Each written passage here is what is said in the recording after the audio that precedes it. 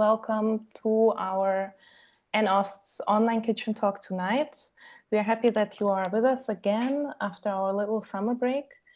And for those of you who have never joined us before, the online kitchen talks is a very special n-ost format where we combine a public discussion with an informal networking part, just as if we were in a kitchen of one of our colleagues, which is usually the case at one of the evenings during our annual media conference after our little summer break.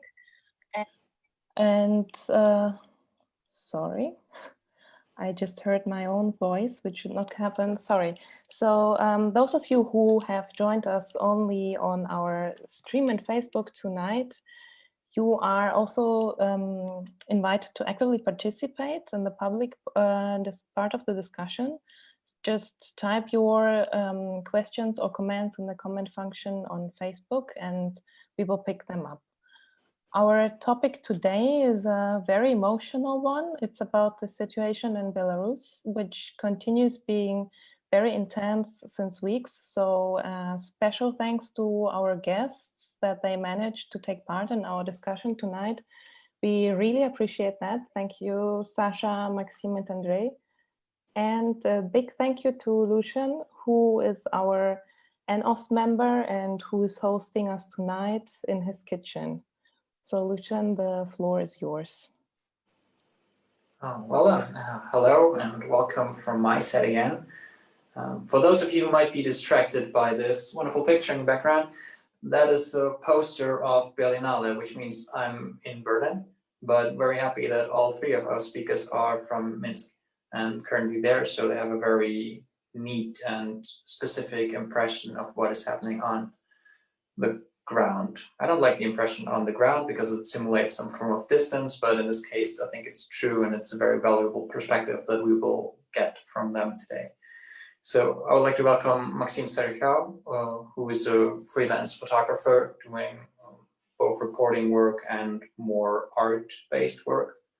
I'd like to welcome Sasha Gutska, who is working as a stringer and as a communications officer for civil society movements and organizations.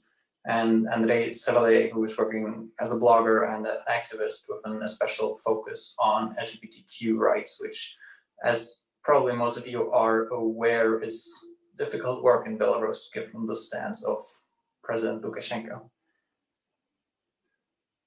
I would like to start, since we're focusing on the visual side of reporting journalism, on visual storytelling, by showing a picture. Maybe Polina, if you can put it up.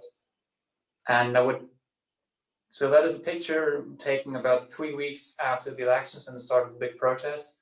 And it's shared by Kevin Rothrock, who those who don't know, he's the English language managing editor of Medusa, which probably you all know is a Russian critical opposition media outlet. And he shared that on Twitter and commenting. So this is not quite a typical image of the protest, which has been the visual side shaped especially by the colors of white and red, and especially women. But especially because it's not that typical, I would like to give all of our guests a brief chance to comment on that pictures, because it ties in very well with some of the topics you want to talk about, like how has the role of women shaped the visual narrative? How is it about power or being victims of activists? So yeah, maybe Sasha, if you could start right now, because obviously that's a female hand. Sure. Good evening, everyone. Hello from Minsk, and thank you for the invitation. A short comment from my side will be not that much about women and women's role, but rather about variety and diversity, which we see on the streets of Minsk and different cities in Belarus, on the weekends especially. This is true that this picture is kind of unconventional and maybe even not drastic, but I would say surprising somehow. But for me, it's about the diversity of different social groups and different, how to say, very different activists, or rather, even simple people with different backgrounds who suddenly started to be somehow interested in politics and started to be present on the streets, which which hasn't been the case, I think, for many years. And All right, thank you. so, Maxime, as a photographer, do you like the picture from a professional point of view, and is that the picture you would also take, or would you take a different approach? I like this picture. Hey, and I recently saw it in the context of surveillance and something related to IT and this Panda dog company.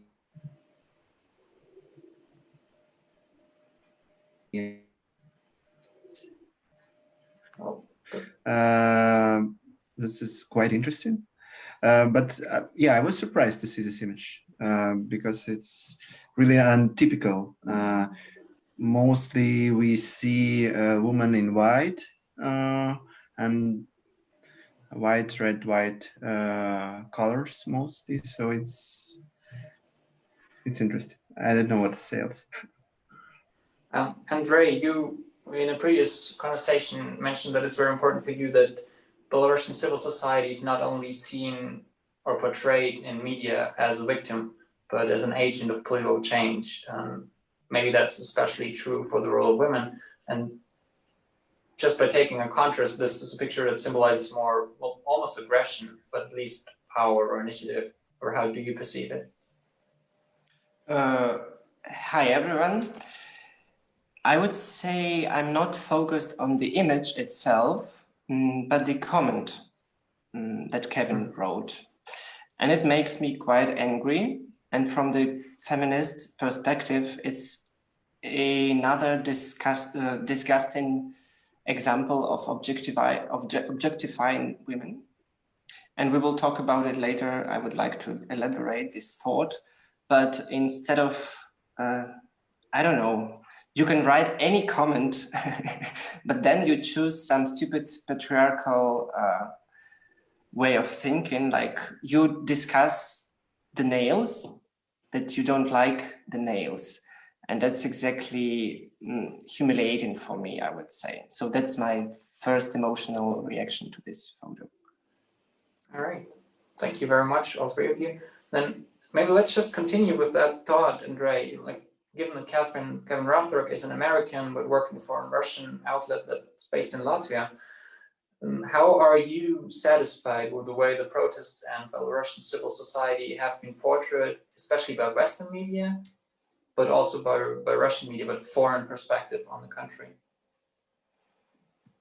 Yeah, being satisfied or not is not exactly the way I would like to express myself. It's quite a complicated context in Belarus, and it used to be such for the last 26 years. And my question is rather to reflect on the transformation of the image of Belarusian trend, or exactly the absence of our representation in the Western media. And the point is, I would say, being a civic activist and LGBT activist for the last 6 years at least, I constantly face such kind of attitude, like, oh, you're poor creature, something. I would just, of course, it's a generalization, and I would like, first of all, to mention that it's, of course, my personal experience. I'm not talking about, I'm not a theoretician, I'm an activist, and I'm interested in the reactions, in direct interactions between people. And I faced for a few times in my work a very, I would say, disrespectful attitude from the Western journalists. Like, you spend the whole day with a crew of, so there is a cameraman and journalist, and you have a walk through the city, and then you discuss so many particularities and complicities of our situation here, and how many brave and talented and inspiring people are doing a great job with cultural projects, with a lot of artists, a lot of journalists. Yeah. And then in the end, the outcome of this whole day of shootings is a very gray streets of Minsk, the picture of gray streets of Minsk. On the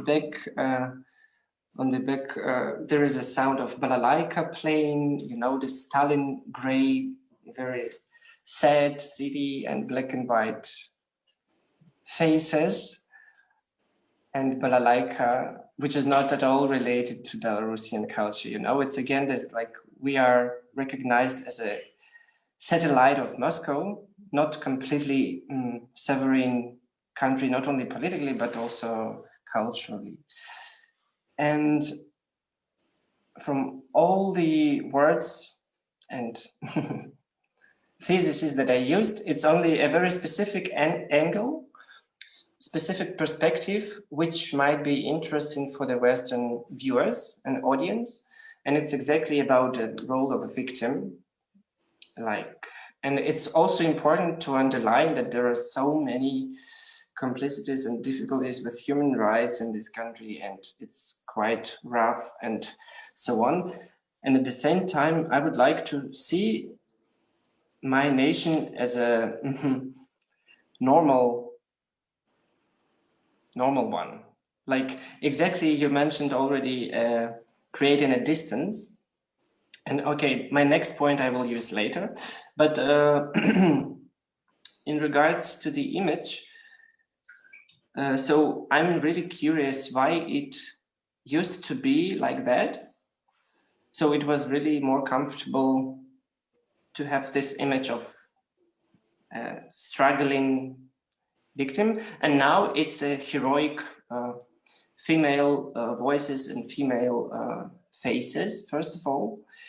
And that's also, I might also steal a quote from Valzina Mort from yesterday's discussion. We had a very nice online discussion at Hunter's College in New York.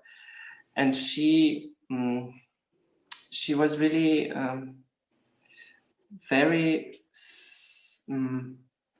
she tried to go in depth and reflecting on the question, like, it's not only, let me see, I wrote down the quote. So when you talk about heroic acts and bravery and courage of the Belarusian people, you also distance yourselves from the real empathy. And that's what I'm really fascinated about, to think, is the real empathy possible without objectivation on the very horizontal level? And it's also interesting to compare our situation with the Black Lives Matter movement.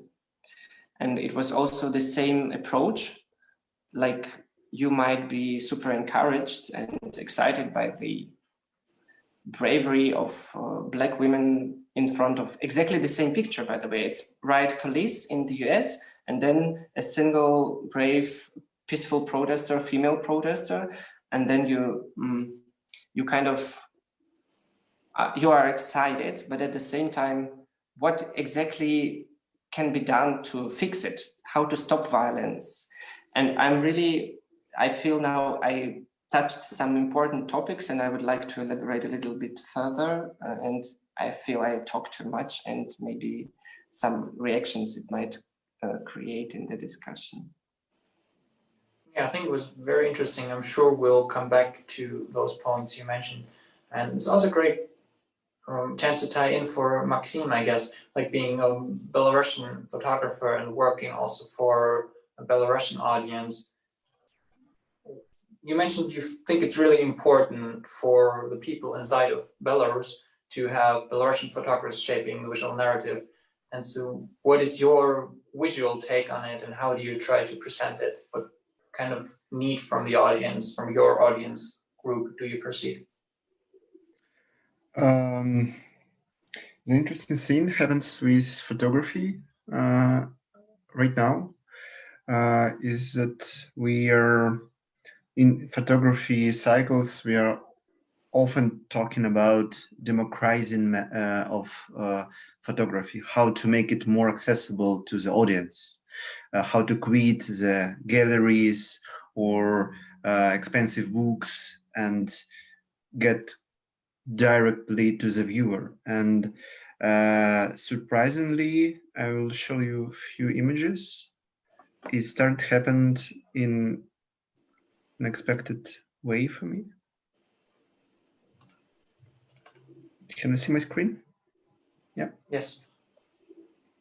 So this is Big Sunday protest rally, and protesters left this poster. And if you will zoom, you'll see that it's some tortures photos made by people who suffer probably by themselves. And now it became kind of face of protest, one of the waves. For example, this image, it was shot actually by Rizin, which yesterday was arrested to 11 days. And in the next just a few days after, it became everywhere, this image. So you can see it's and it's very interesting because it never happened before. I was thinking why it happens. This is image of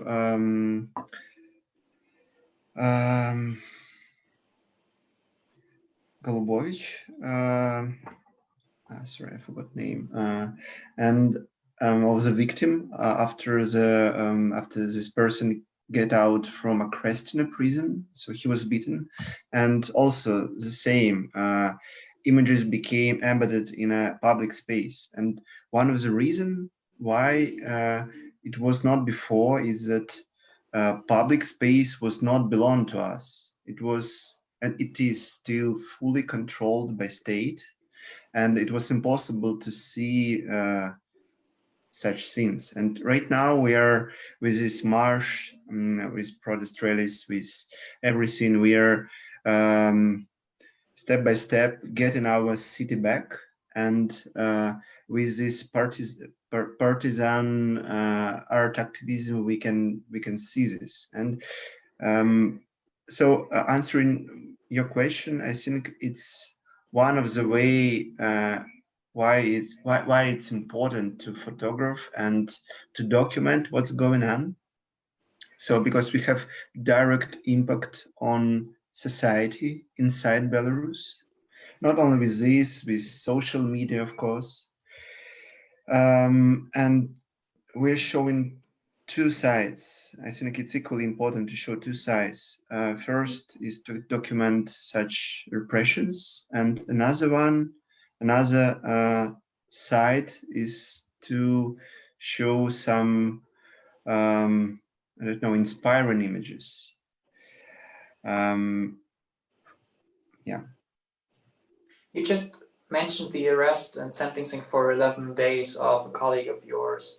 Mm-hmm. Is there a certain form of specific targeted state repression against photographers, and has that intensified over the course of the protest?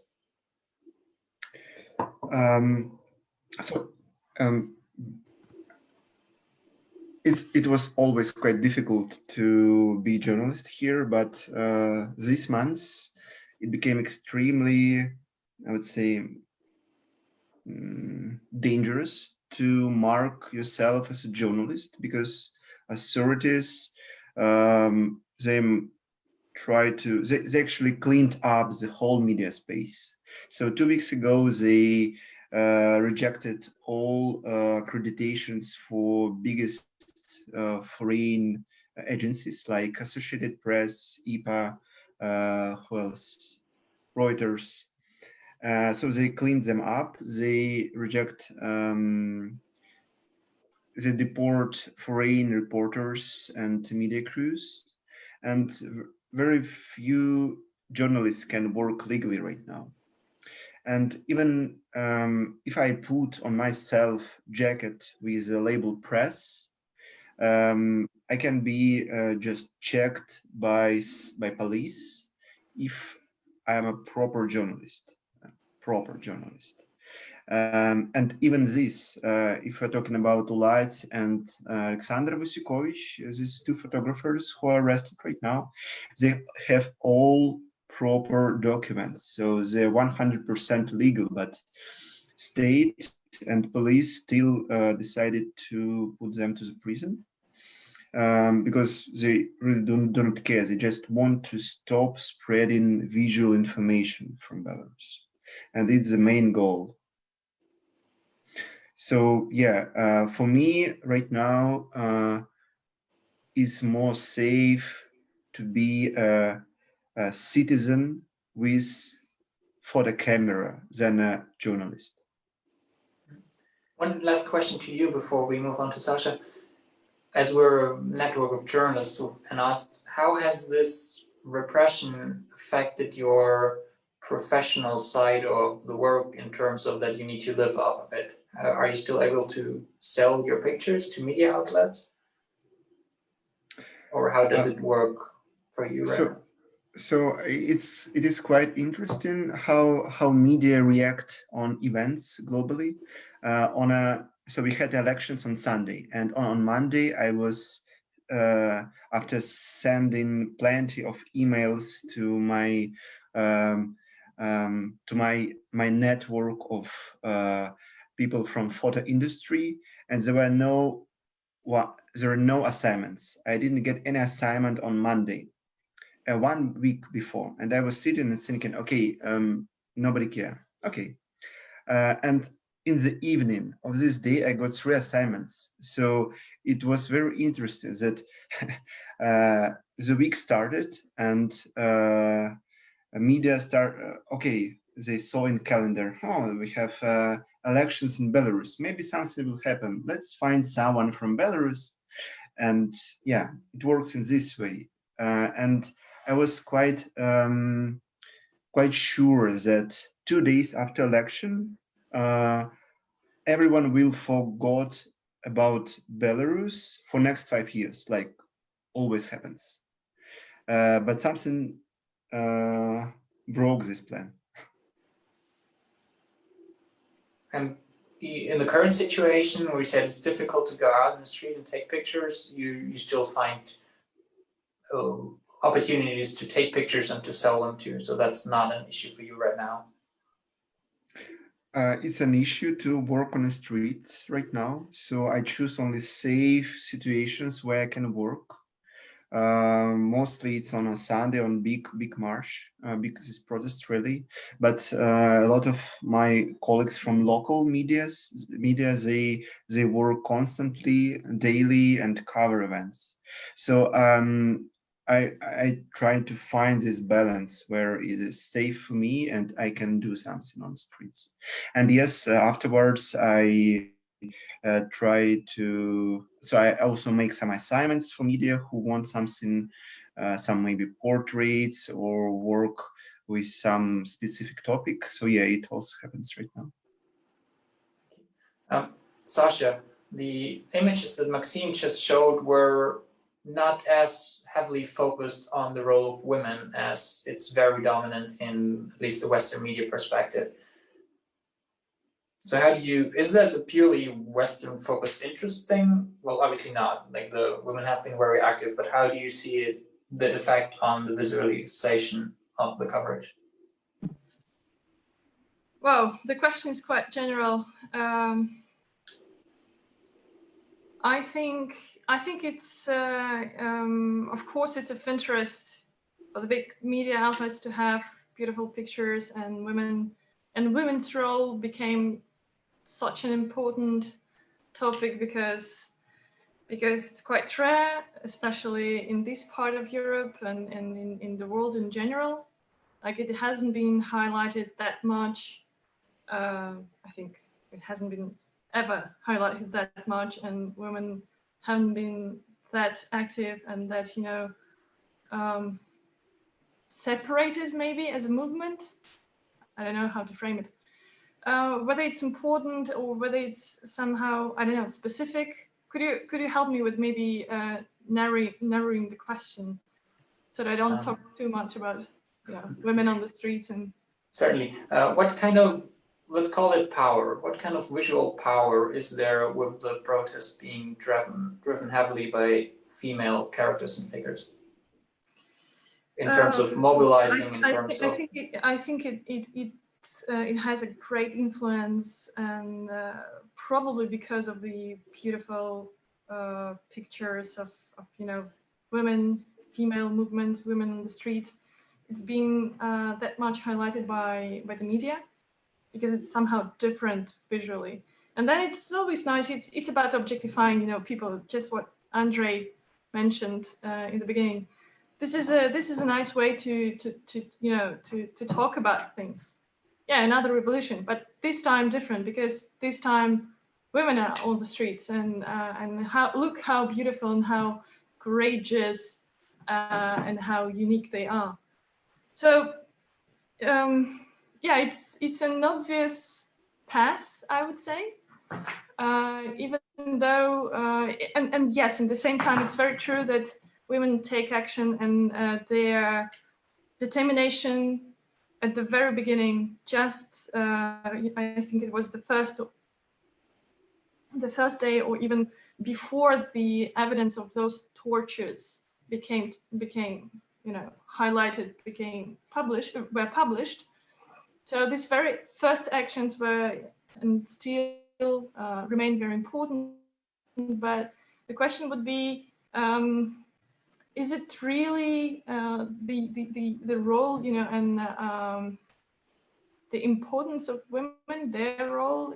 Are they unique somehow? Are they really like separated from other Belarusians? I don't like grouping people into different, putting them into different boxes.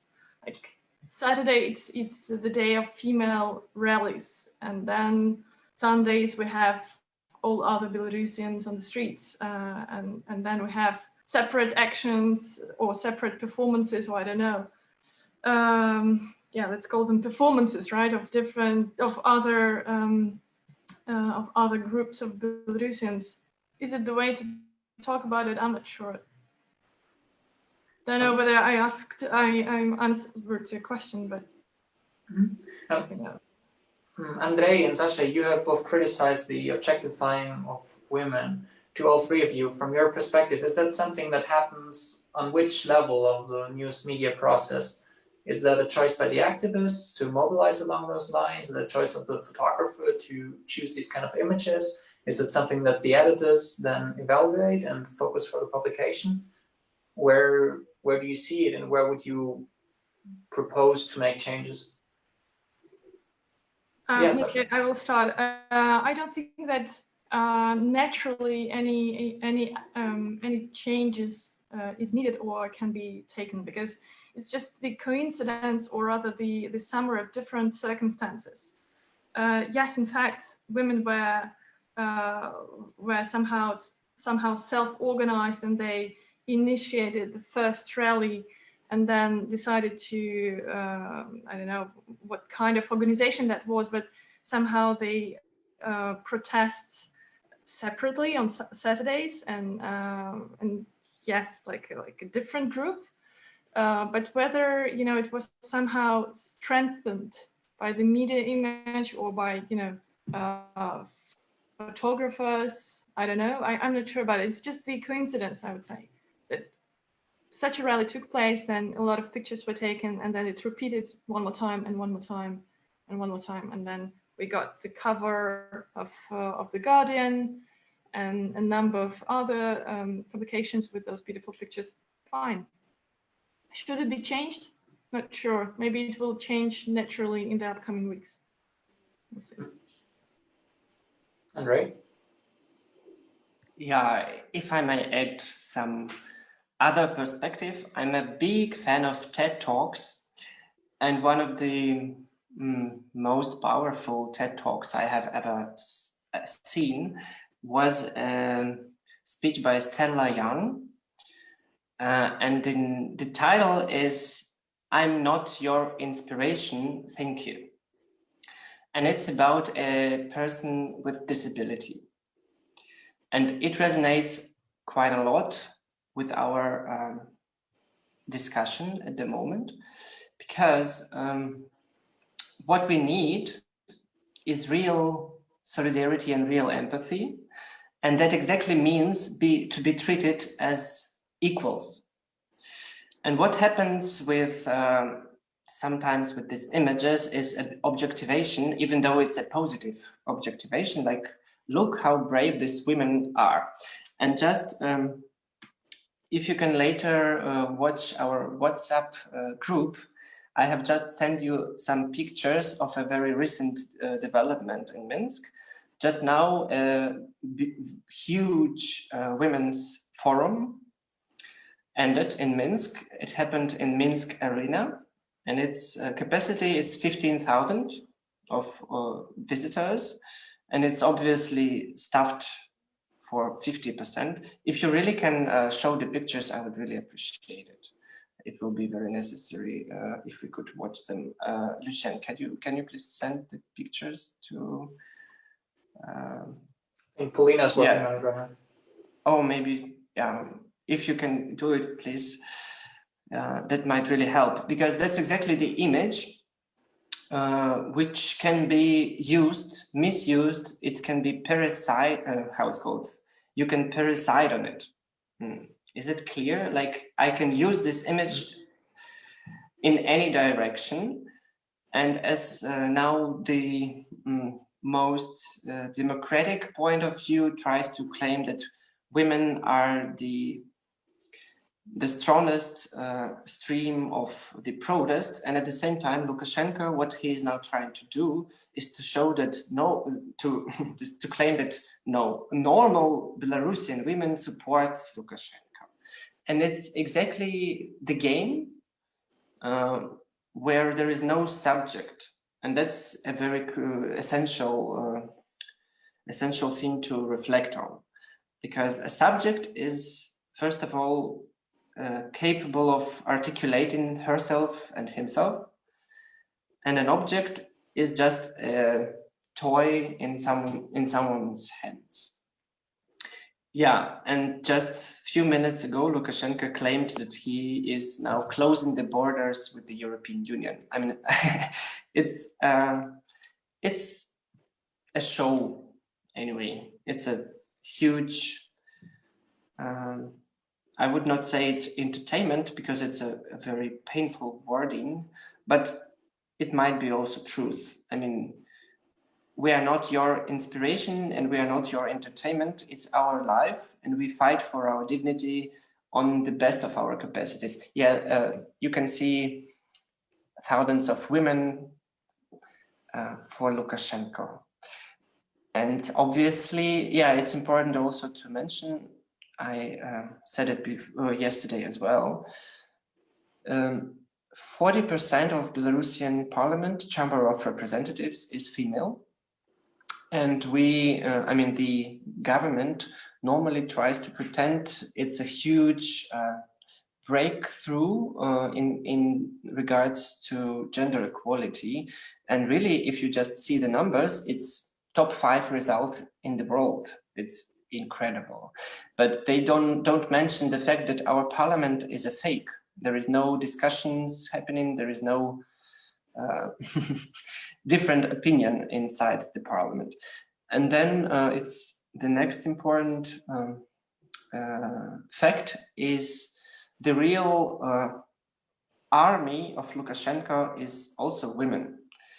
Like more than 50% of medium managers of all the public sector is actually women. So it's all the libraries directors, schools directors, universities, and so on. All the top management is male, of course, as a normal patriarchal culture and country. And then all the people who do the dirty job is, of course, women. And that creates quite a schizophrene reality. Like there is yeah, very simple thought. There are different women, and you should not try to put them into a box, but you should really respect them enough to let themselves speak for themselves. I hope it's not too problematic what I have told just now, but thank you. No, I think that's an incredibly important point, because the dominant perception definitely is this is very much a women against the government movement also. Sasha, is that raised hand still active? Yes, actually, I wanted to, Andrei just mentioned one of my points. I wanted to add that the majority of the public, of the audience supporting Lukashenko for years was and still is female. So this is one point which is important. And next point is that it's very easy to build a counter narrative. What we just saw with the example of this concert, of this festivity from this evening. Once we have a group easily identifiable and described, in details, and the image appeared in a number of media, it's very easy for the state propaganda to use these entry points to build a counter narrative around. And this is what happens in the state media, of course, because they didn't disappear, and they still have quite a significant influence on Belarusian audience. Wonderful. We already talked for a little bit more than half an hour, so it would be a great point to get you as an audience more involved. So if you have any questions, please just post them in the chat, and we'll go for them. I haven't seen any. So just covering over until the first questions form. One question that's really interesting to me is, correct me if I'm wrong, but I think two of the most dominant channels for distribution of images have been Twitter and Telegram, with like their own specific image formats. How have these influenced the way you take pictures and the way you produce pictures from a photographer's and activist perspective? Maybe Maxime, you have the clearest answer to that from your professional experience. I don't have answer. I see. I even don't have a Twitter, so I can't say anything about Twitter. But in Facebook, I see a lot of sharing of any images from recent events. Some became really viral. So Facebook works pretty well, as well as Telegram. So with this blocking of, most of our independent media, they became blocked from inside country, and so you can't access them without VPN. But Telegram allows to read and to see images and video. So that's why some Telegram accounts of local media, they just grew up from few thousands to, I don't know, 100,000. And it's very interesting. It will be a question how this media will monetize this number of subscribers, because normal advertisement model doesn't work. So yeah, it works. Social media works very well, and maybe it's one of the main resource and channel of communication in Belarus now.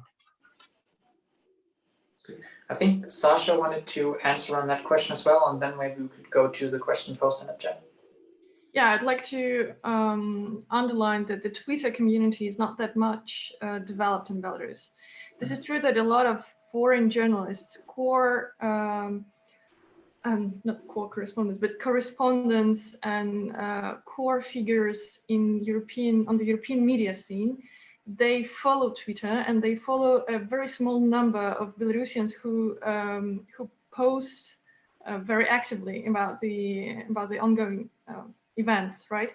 So they follow the same group of people with the same narrative, but I don't want to judge them or to say that it's bad. It's fantastic that we have those people, active users, and those who actually guide journalists, those who are unable to enter the country.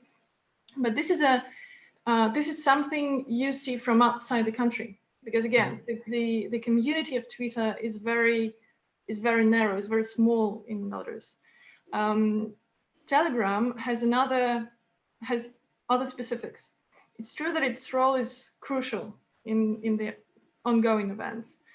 And regarding the image, how Telegram influences, or I don't know, shapes the image of the events in Belarus, we should keep in mind that the absolute majority of the images we have, those are user-generated contents, because Telegram channels mainly use pictures, videos sent to the bots by normal people based in different cities and in different towns.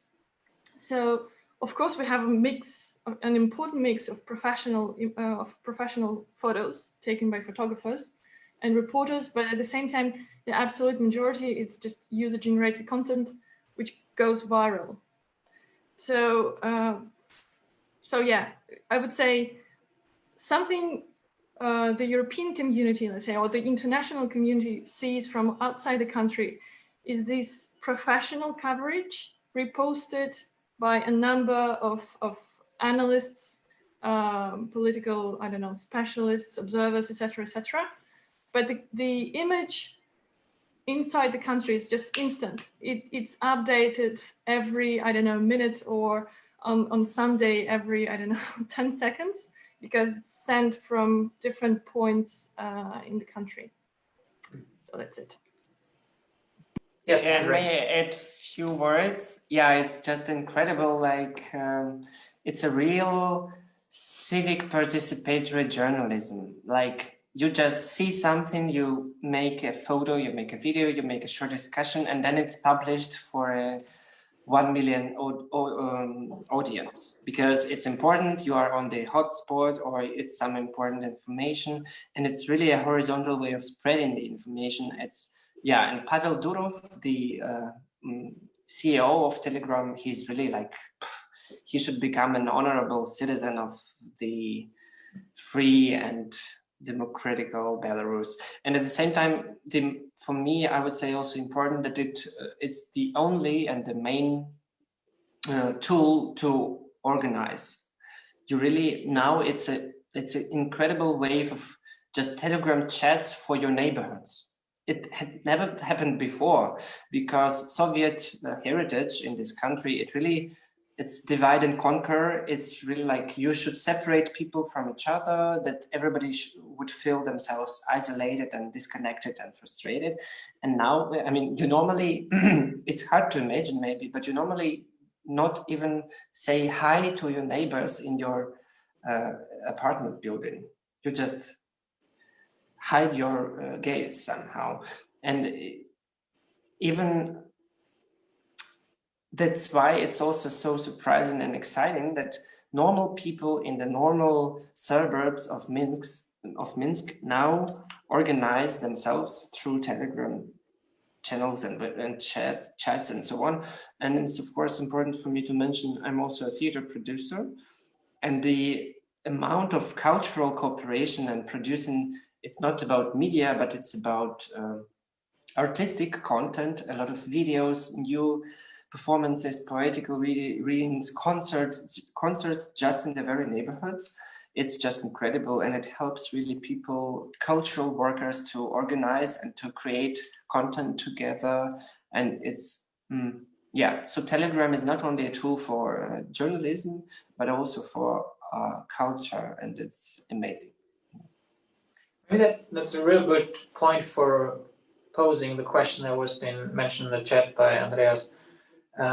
Like, how does this transpire towards solidarity actions, like now the current one with the image missing protest for the photographers, but also more specifically, the question goes towards how far the LGBTQ community, implicitly or explicitly, included in the general protest, how has that come into play from your experience? Like, was it more of a swallowing it up by people who before were more opposed against them? Or how would you answer that? It's quite a broad question, and it's an ongoing process, because of course when you disclose your own identity as an LGBTQI person, it's your own responsibility, and everyone decides by her or himself. And of course, I would say mostly our contribution to the protest movement is invisible, unfortunately. I mean, personally, I would like to see it more precisely and more concentrated, and that's what I'm trying to do as an activist. And when I talk to journalists, I constantly underline that, come on, it's really not very safe here to come out. You might really have some problems on your workplace, and of course family can be not so happy about it. And now so it's a dilemma. Like, you gain more visibility, and then at the same time you gain more vulnerability, because you become a target, not only for your enemies, but also for your former friends and family members. And it's a broad ground for blackmailing and so on and so forth. And I would say I'm quite happy with the developments of this situation, because I'm quite sure that a queer community in Belarus is balancing between this super insecurity and being super visible, and on the other hand being invisible. So we really try to be present as much as possible, but at the same time not to put too much danger on us. And of course, I would say even our former enemies, like Christian Democrats and even Catholic Church as a whole, will, after this protest, rethink their attitudes towards us. Because obviously, I mean, it happens on the very personal level and also on the public level. Like, okay, you are a very religious Catholic politician, and you don't you don't think I should have equality in this country, and you go in public with it. And of course, before this protest happened, we are enemies and we fight. I mean, discursively, we have some discussions, and we try to, yeah, it's a fight. And now, after there is a huge pressure on the Catholic confession in this country, and as far as you might know, the head of Catholic Church in Belarus was refused to enter the country. And the Red Church in Minsk became really a battleground. Like, riot police pushed people inside, they detain women in front of the church, and it's really I don't know. And a lot of LGBTQI people publicly supported Catholic Church, and I was also, I mean, I wish solidarity could be stronger, and we will try to develop it. And it's something that it changed us all, basically. Sasha, I've seen your raised hand. I would tie in it's not, okay. Then it works. You talked about like being faced for repression or even blackmail as LGBTQ activists. How do photographers, especially if it's heavily based on civic journalism, protect the identity of protesters? And how do activists protect themselves? Like, are there requests not to film faces or not at certain times? Be careful with sharing because, well, police is reading newspapers too? Yeah, very good question. Personally, I can say personally for me, I didn't discuss it with my colleagues, but when I was capturing on the first day of protest, I saw some people who were building barricades, and they were quite openly posing to photographers staying on these barricades. For me, it's absolutely obvious that there will be consequences for these people. I didn't photograph them, or I even decided not to photograph in order don't have any materials that could be somehow used against these people. And I even told these people to think what they're doing. Maybe it's not, not what should, independent journalists do. But in this case,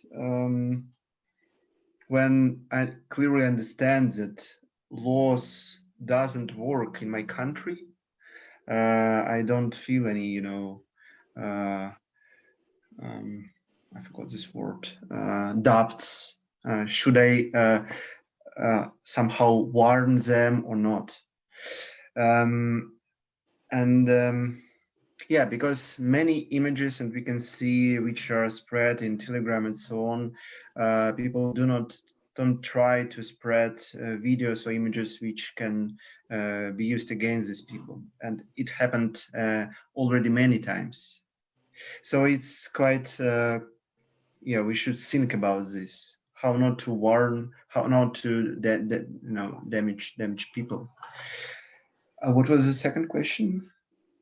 Or No, it was just one question, just with two different aspects of professional photographers and civic journalism, and like if there also have been efforts of activists to actively request certain best practices or media guidelines, just raising more awareness for the danger that come by picturing faces.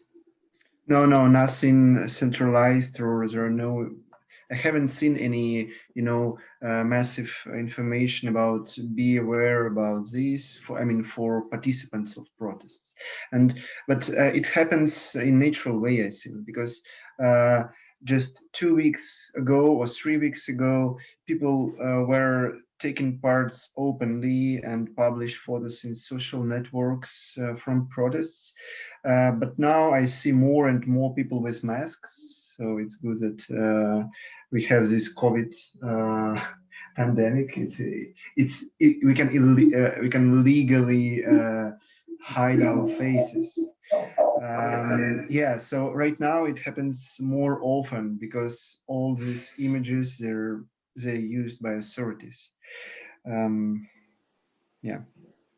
Okay, we have like only a couple minutes left, and before we get a last more outlook to the future, I would like to come back once for the kind of visual counter narrative that the government has tried to impose, because the pictures Andrei just shared, those were not the kind of counter narrative that I was expecting. Like I was expecting a visual counter narrative of chaos, of violence, of something that would legitimize police violence. So from your perspective, what has been the main effort of state-driven media to impose a visual counter narrative? Yes.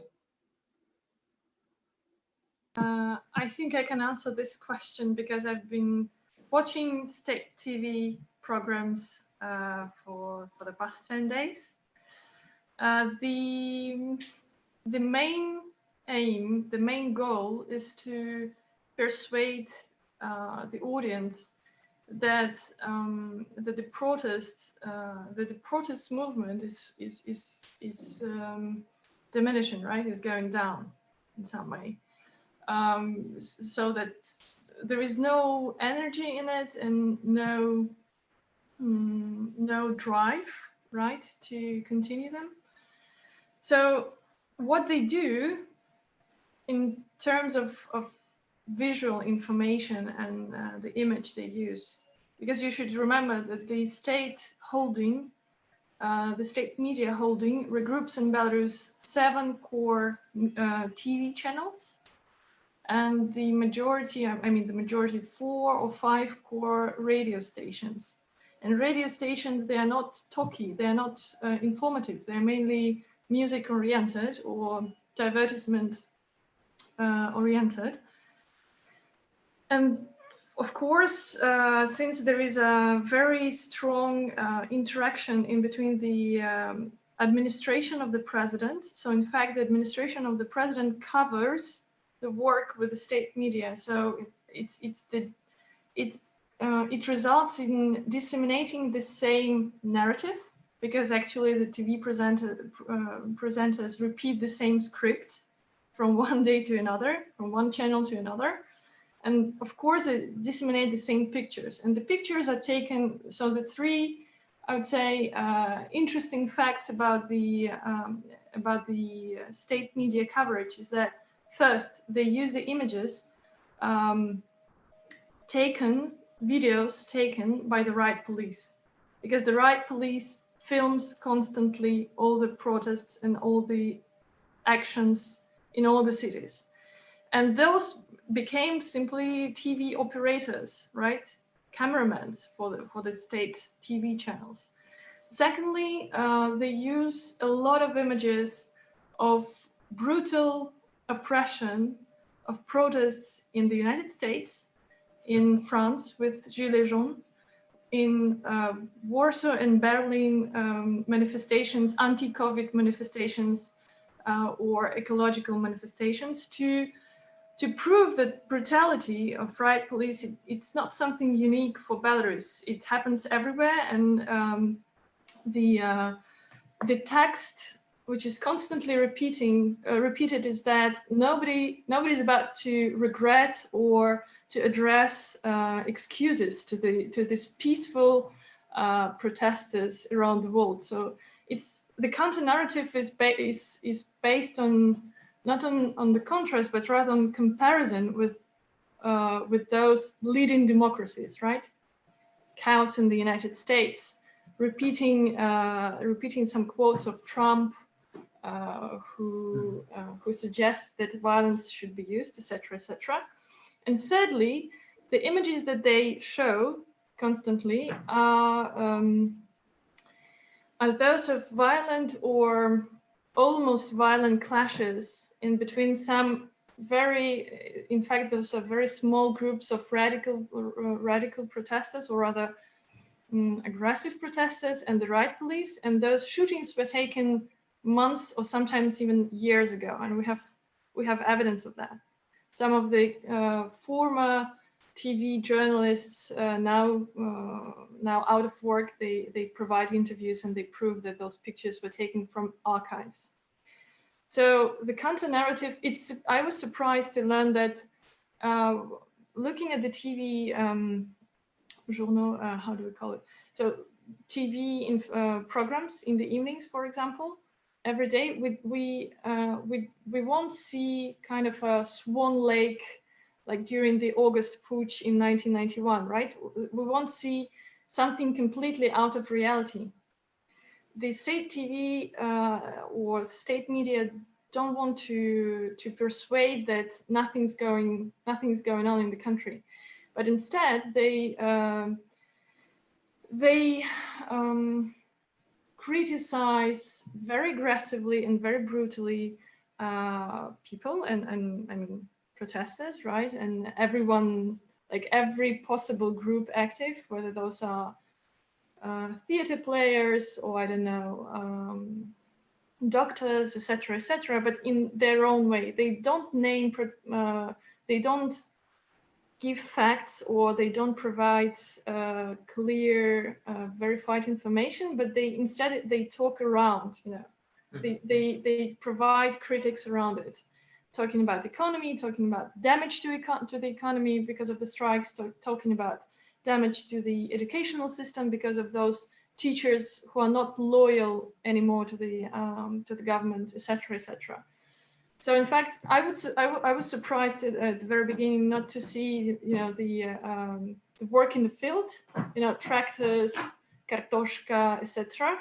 But instead, seeing so many fake experts coming from Russia or sometimes from Ukraine, but those are clearly anti-European, of anti-European orientation.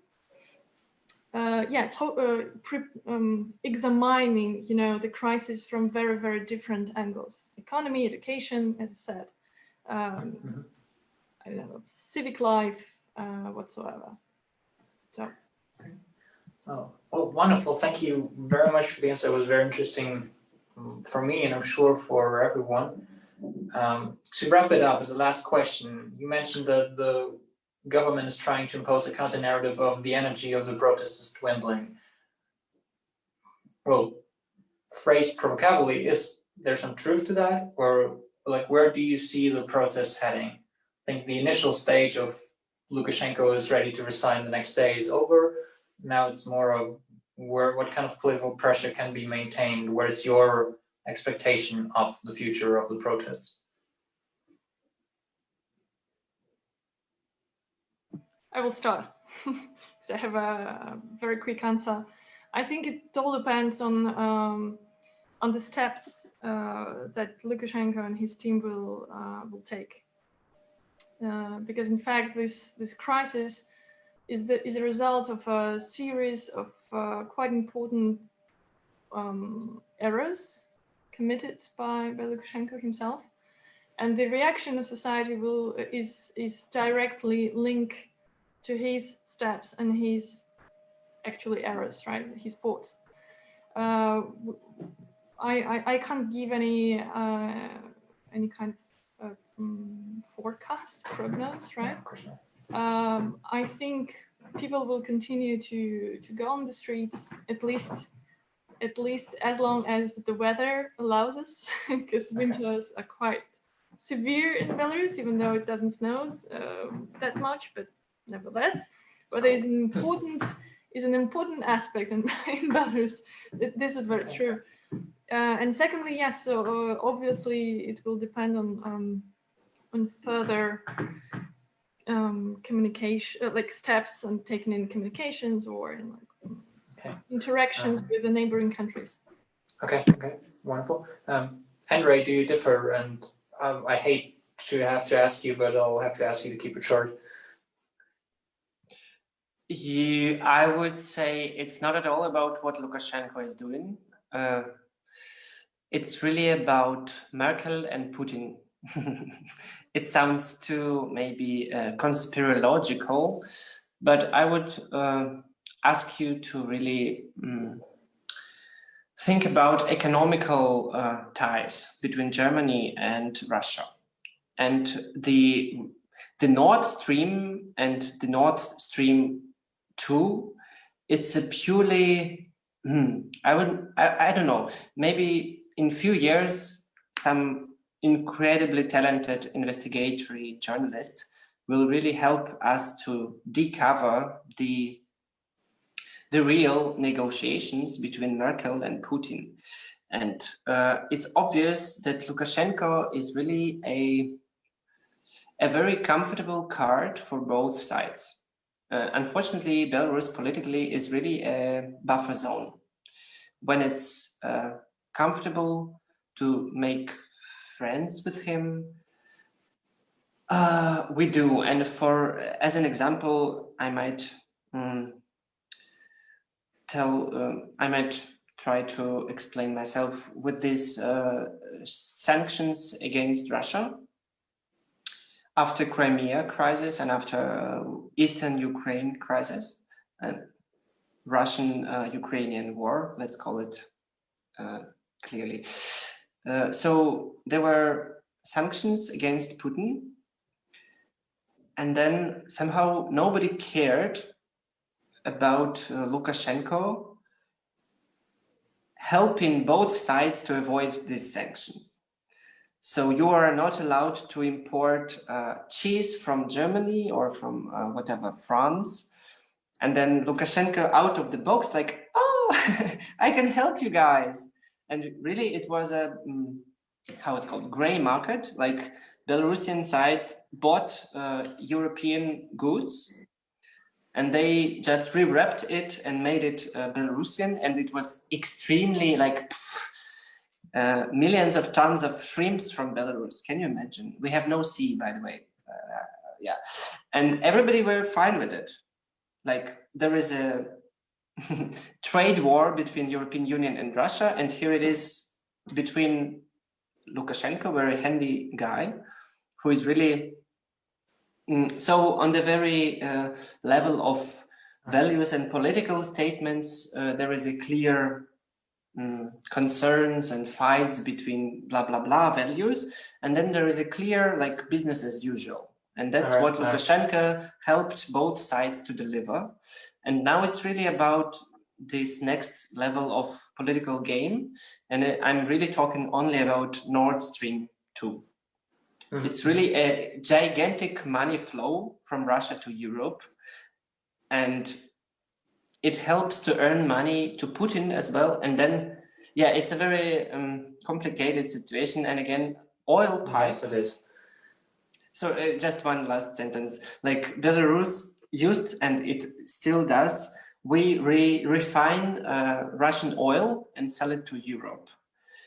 And it's, yeah, I would just really ask or beg some very talented and brave investigator journalists to really create a nice infographics of like how many billions Germany earned with Lukashenko, and to compare all these numbers. And it's really business as usual. That's why I'm really, I hope values will become more important than money for European Union as well. So that's quite a tricky part. Okay. Maxime, you have the last word. You're a photographer, not a political analyst, but what is your, maybe from a visual perspective, what is your think where the protests are heading? Yeah, each Sunday I'm thinking, I'm worrying if there will be no people on the streets, and I really tired to think about this each Sunday. So I decided to just perceive and to get it as is, not making any expectations and to be, yeah. So maybe I don't know what will be in 2 days, but I'm unfortunately pretty sure that authorities will continue pressing and continue use violence, which they're doing constantly all the time. And I don't have any reasons why they will stop to it. But even if they will, suppress protest, and there will be no people on Sunday, I'm 100% sure that it's just a question of time. That one mistake, a next mistake from authorities, and we will have Sunday each day. All right, that's I think very fitting sentence to end. Thank you very much, your guests, for coming on and speaking. Very much for you listening in, and we'll hand it back to Polina. Yeah, thank you very much, Lucian, for the great moderation. And yes, indeed, what a nice sentence to wrap up. Thank you, Maxime.